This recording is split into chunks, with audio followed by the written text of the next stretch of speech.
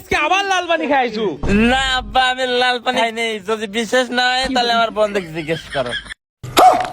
না কাকু বিশ্বাস করেন, ও লাল পানি খায় না।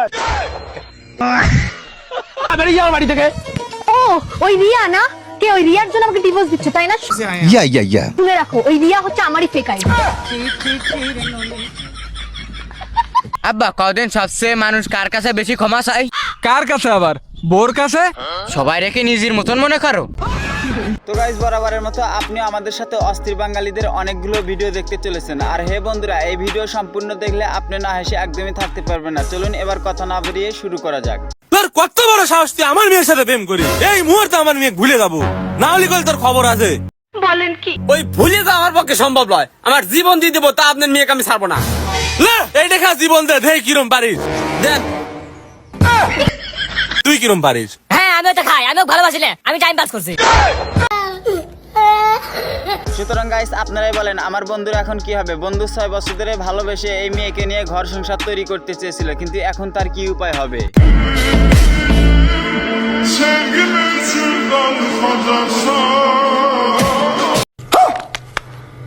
বন্ধুরা, আমার মনে হচ্ছে এই ভিডিও দেখা আমাদের সবার জন্য হালাল হয়ে গেছে। আর্জেন্টিনায় মনে হয় এবার কাপ নেবে। সামনে যে দুইটা বল দেখাইলো মনে হয় আর্জেন্টিনায় এবার বিশ্বকাপটা নেবে।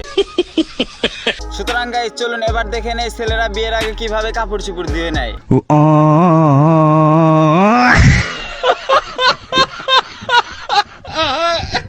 সুতরাং গাইস, বন্ধুর কাপড় দেওয়া দেখে মনে হচ্ছে তার ভিতরে রাজমিস্ত্রি কাজের প্রতিভা আছে।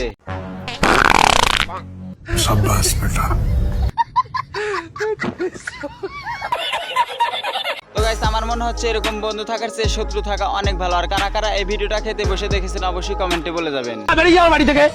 ও ওই রিয়া না? কে ওই রিয়ার জন্য আমাকে ডিভোর্স দিচ্ছে তাই না? শুনে রাখো, ওই রিয়া হচ্ছে আমারই ফেক আইডি।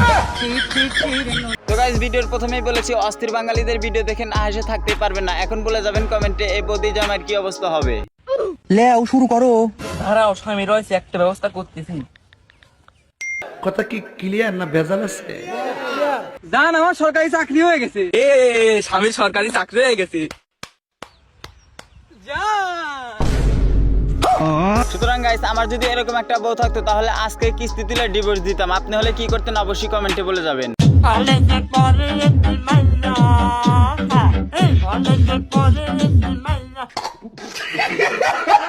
বিশ্বাস করেন গাইস, বাংলাদেশের জন্ম নিয়ে 1 সেকেন্ডও মন খারাপ করে থাকা যায় না। বাঙালি আর কিছু না পারলে দর্শককে ঠিক মতো বিনোদন দিতে পারে।